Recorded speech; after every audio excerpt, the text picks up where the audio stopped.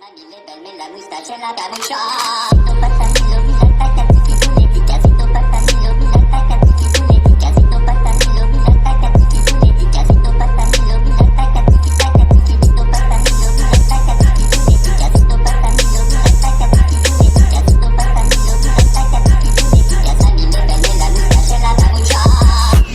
going on? This is your man John Fortune, your host of the Frustrated Fan Sports Show. And today I'm doing a game recap of the Washington Redskins versus the Cincinnati Bengals.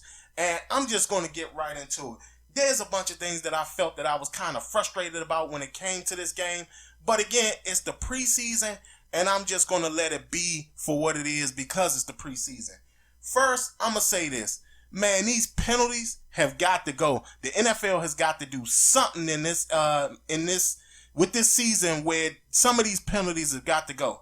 I personally feel that the offensive pass interference is probably one of the dumbest freaking penalties I could ever see, especially when you're talking about a wide receiver attacking the ball. There's going to be so many wide receivers in the NFL this year that is going to get penalties called on them just because of plays like this. Both times, Kelvin Harmon sat up there and caught the ball over the cornerback, and yet and still they sat up there and penalized that man for going after the ball. What are they going to do when somebody like Julio Jones goes after the ball? What are they going to do when somebody like A.J. Green goes after the ball? What are they going to do when you got these top-level wide receivers, Keenan Allen? All these guys sit up here and how they attack the balls. When they sit up there and go after the balls, they go after catches. Odell Beckham Jr., Jarvis Landry. Imagine every time these players go after these balls, they're going to get a penalty. I feel they need to rip that wording out of the rule right now because that made absolutely no sense. Secondly, I don't like the official bullying penalty. Don't bully the officials. That's not right. If you bully us, all of a sudden we're going to get a penalty because we don't like to be talked to like that. I think again that is the worst penalty to ever be brought to the NFL.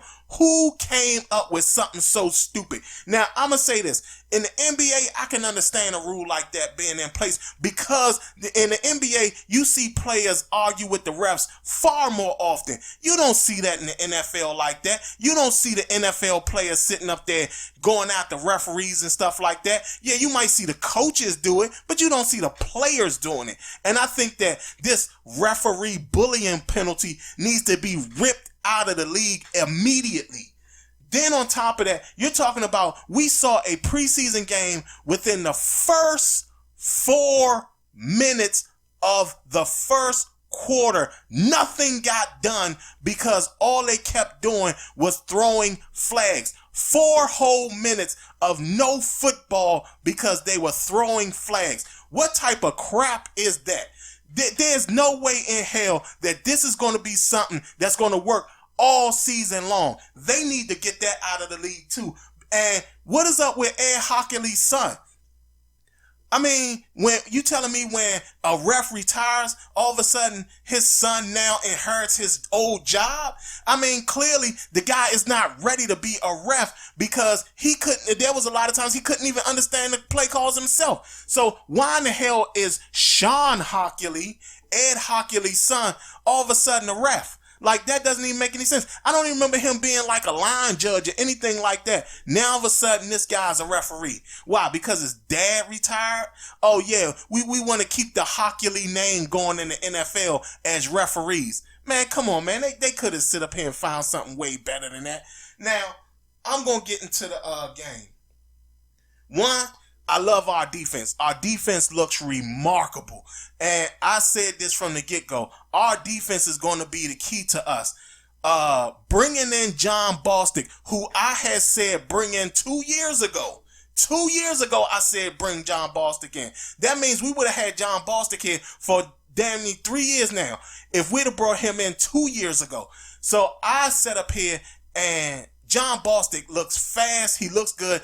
And it all makes sense why there was no reason to fear when they let Mason Foster go. Sean Dion Hamilton looked good. They both were collapsing in on plays. That looks amazing.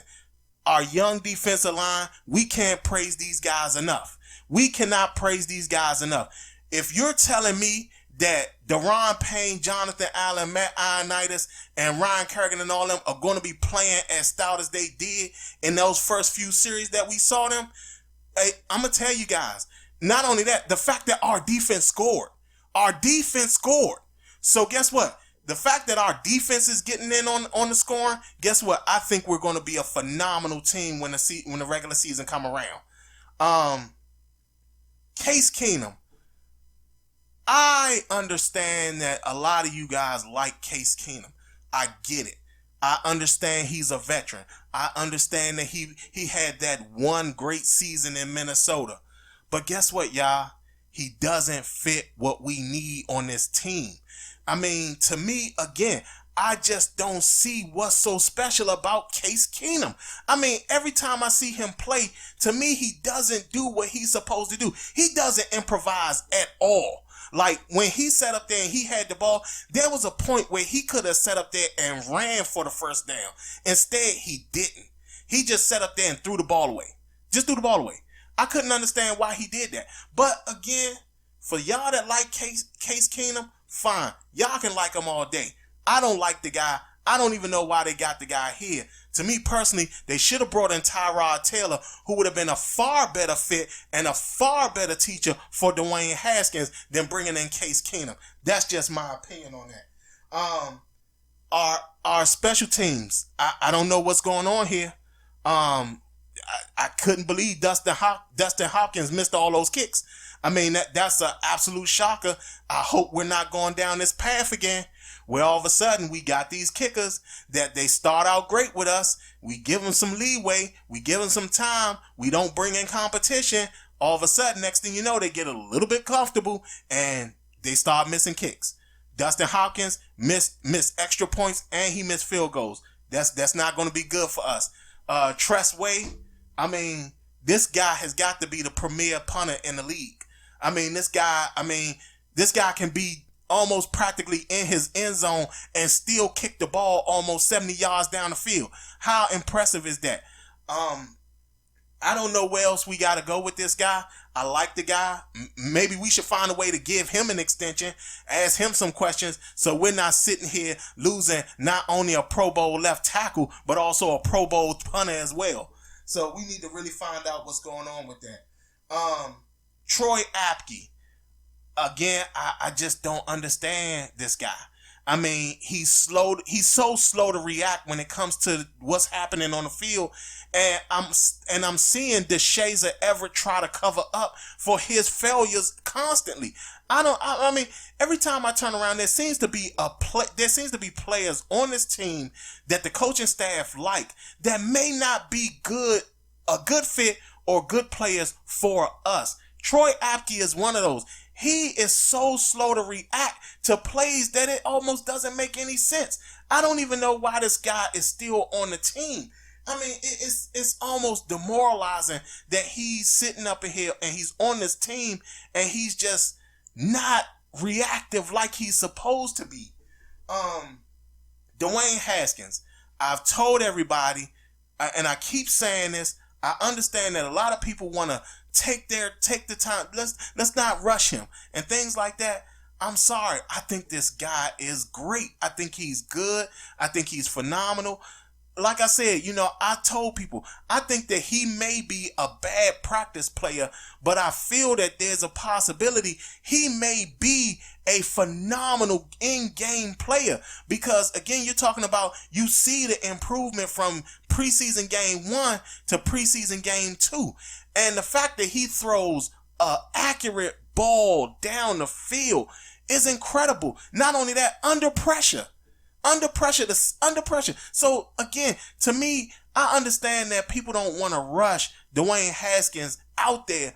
But for me, I'm sorry. I like Dewayne Haskins.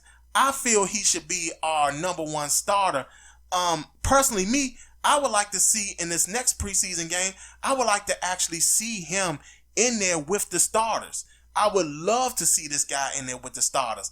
I think that this guy is more dangerous than what we really think.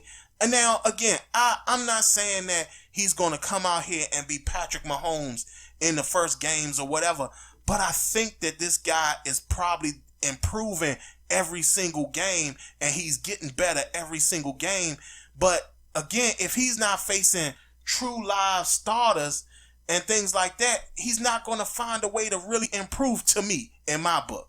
McLaurin. I've seen McLaurin.